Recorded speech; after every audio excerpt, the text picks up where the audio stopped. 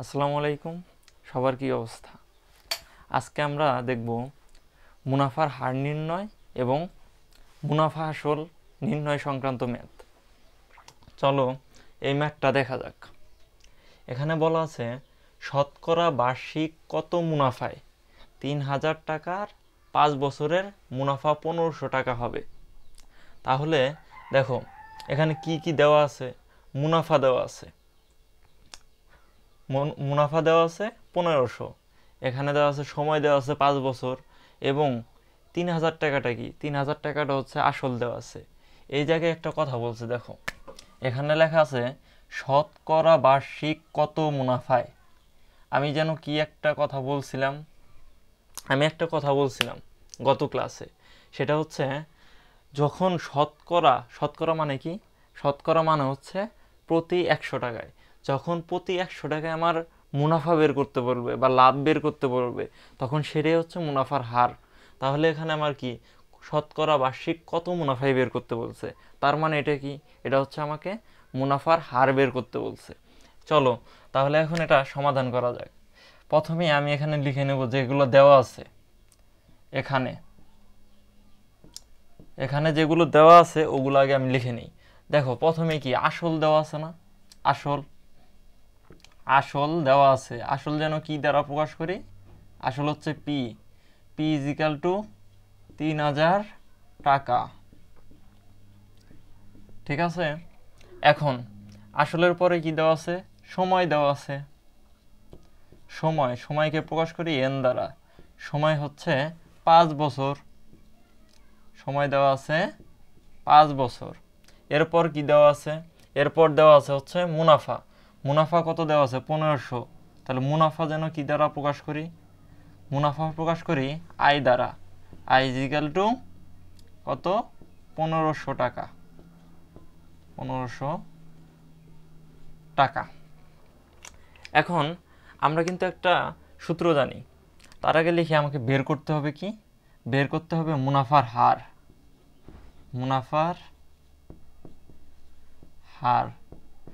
মুনাফার হারকে প্রকাশ করি আর দ্বারা, আর ইজ ইকাল টু হট। এখন আমরা কিন্তু একটা মুনাফার সূত্র পড়েছিলাম গত ক্লাসে, সেটা হচ্ছে আই ইজ ইকাল টু মুনাফা I is equal to P R N, I is equal to P R N. এখন দেখো তো এখানে আয়ের মান কিন্তু আমার দেওয়া আছে, পি এর মানও দেওয়া আছে, এন এর মানও দেওয়া আছে। তাহলে কি এখান থেকে আমি আর এর মানটা বের করতে পারবো না? আর এর মানটা কি বের করা সম্ভব না এখান থেকে? দেখো তাহলে এখানে যদি আমি আর এর মানটা বের করতে চাই তাহলে আর ইজ ইকাল টু লিখতে পারি আই বাই পি এন। কিন্তু আমাদের একটা কথা মনে রাখতে হবে, যখনই আমরা এই আর অর্থাৎ শতকরা মুনাফার হার বের করব তখন আমরা যেই সূত্রটা পাবো এটার সাথে সবসময় 100% গুণাকারে দিব, 100 × 100 গুণাকারে দিব, তারপরে পার্সেন্ট লিখে দেব। যদি 100 গুণ না করি আর পার্সেন্ট না লিখি তাহলে এটা কিন্তু আমার সঠিক মানটা আসবে না। কেন আসবে না? কারণ হচ্ছে আমরা যখন শতকরা বার্ষিক মুনাফা বা শতকরা হার নির্ণয় করব তখন কিন্তু আমাকে প্রতি ১০০ টাকায় আমার কত টাকা লাভ আসে এটা নির্ণয় করতে হবে। এই জন্যই মূলত আমাকে ১০০ এবং পার্সেন্ট লিখতে হবে, ১০০ গুণাকারে দিয়ে পার্সেন্ট লিখতে হবে বা ১০০% লিখতে হবে। এখন তাহলে এখান থেকে যদি আমি মানগুলো বসায় বের করি, দেখি আয়ের মান কত, আয়ের মান দেওয়া আছে ১৫০০, আয়ের মান হচ্ছে ১৫০০। পি এর মান কত দেওয়া আছে, পি এর মান দেওয়া আছে ৩,০০০ ইন্টু এন এর মান হচ্ছে ৫ বছর। এরপর কি দেওয়া আছে, এরপর দেওয়া আছে 100%, এইটুকু লিখতে হবে, ইন্টু যেহেতু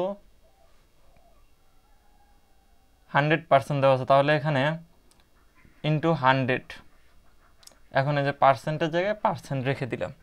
তাহলে এখন এটাকে যদি আমি ক্যালকুলেশন করি তাহলে ক্যালকুলেশনটা করা যাক, এই শূন্য এই শূন্য এই শূন্য এই শূন্য কাটা, এই শূন্য এই শূন্য কাটা দিলাম।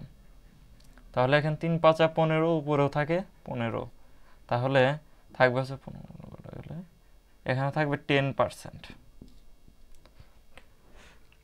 ক্যালকুলেশন করে দেখো এখানে 10% আসবে। তাহলে এটাই হচ্ছে আমার শতকরা বার্ষিক মুনাফার হার। চলো পরের প্রশ্নটা সলভ করা যাক। প্রশ্নটা দেখো, কোনো আসল মুনাফা আসলে 5,500 টাকা হয়। মুনাফা আসল যেন কি? মুনাফা আসলটা হচ্ছে আমরা কি দ্বারা প্রকাশ করি? এ দ্বারা।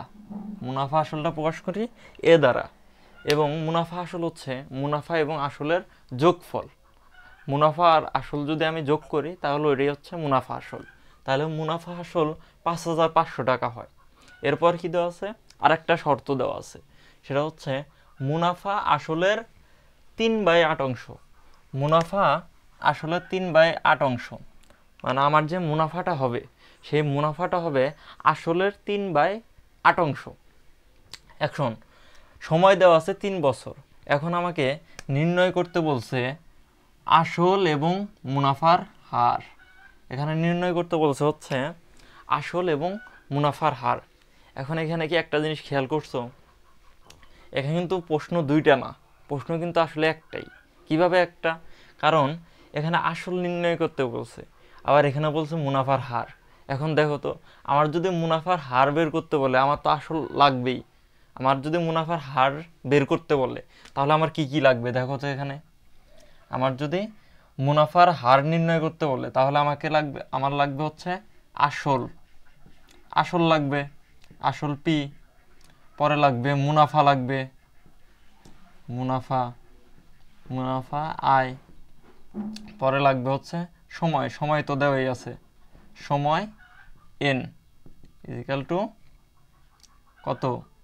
সময় হচ্ছে 3 বছর। পরে হচ্ছে মুনাফার হার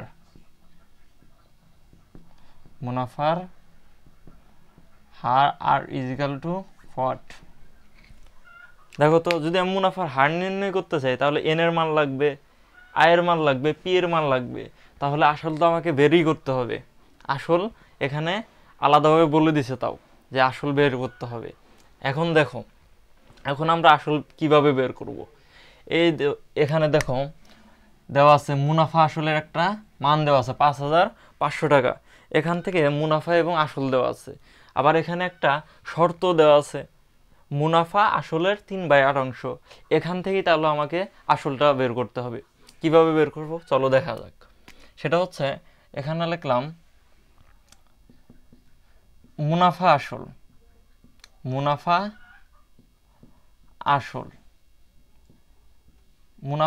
দেওয়া আছে কত? 5,500 টাকা। 5,500 টাকা। এখন এই মুনাফা আসল মানে যেন আমরা কি জানি? মুনাফা আসল মানে জানি মুনাফা এবং আসলের যোগফল। তাহলে আমি আগে আসলটা লিখলাম,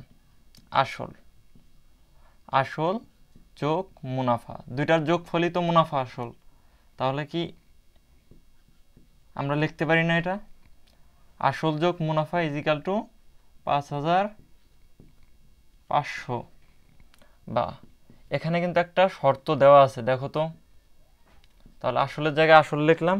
এখন দেখো মুনাফার কিন্তু একটা শর্ত দেওয়া আছে, সেটা হচ্ছে মুনাফাটা হচ্ছে আসলের 3/8 অংশ। আসলের 3/8 অংশ। তাহলে এখানে আমি এভাবে লিখতে পারি না, আসলের, বা এটা যদি এইভাবে না লিখি, আমি আরেকটু এইভাবে লিখলে বুঝবা। যেমন আসল এর 3/8 অংশ ইকুয়াল টু 5,500 টাকা। এখন দেখো, এখন এখানে দুইটা পদের ভিতরেই যখন আসল দেওয়া আছে, আসলটা আমি কমন নিতে পারি না। আসলটা যদি আমি কমন নেই তাহলে এখানে লিখতে পারি না, বা আসল যদি কমন নেই তাহলে এখানে কি থাকে? 1 প্লাস 3/8, 1 প্লাস 3/8 থাকে সমান 5,500। বা এটাকে যদি আমি আরেকটু মডিফাই করি, আরেকটু মডিফাই করি, তাহলে এইভাবে লেখা যায় না? ভগ্নাংশর যোগ আমরা সবাই করছি না, ভগ্নাংশর যোগটা করে দিব এখন। তাহলে উপরে থাকবে হচ্ছে 11, আমি এক লাইনেই করে দিলাম। তাহলে 11/8 = 5500। এখন এই আসলটা যদি এই পাশে রেখি, আমি আসলটা এই পাশে রাখলাম, এখন এইটুকু যদি আমি ওই পাশে নিয়ে যাই তাহলে কি উল্টে যাবে না? ভগ্নাংশ আকারে যখন কোনো কিছু থাকে, যখন সমীকরণ এক পাশ থেকে আর এক পাশে নেব তখন ভগ্নাংশটা গুণ আকারে হয়ে যাবে এবং উল্টে যাবে। তাহলে ভগ্নাংশটা আমি গুণ আকারে দিব, এটার সাথে আগে লিখি 5500।